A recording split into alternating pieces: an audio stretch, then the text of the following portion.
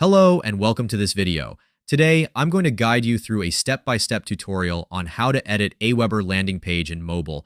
It's easy to get started, and if you'd like to follow along, there's a link in the description below. You can use it to sign up for a free trial or quickly log in to your account. First, log into your AWeber account. On the right side of your dashboard, click on Pages and Forms, then select Landing Pages. In the top left corner, click on Create Landing Page.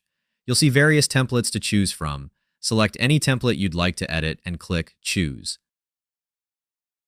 On this screen, you can edit your page however you want.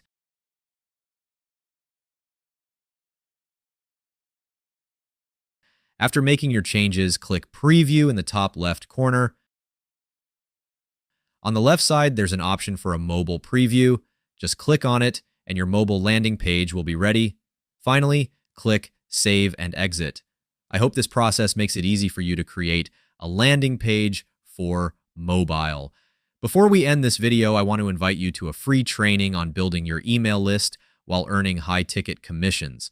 My team and I have been using this method to make over $80,000 in commissions while growing our list for free.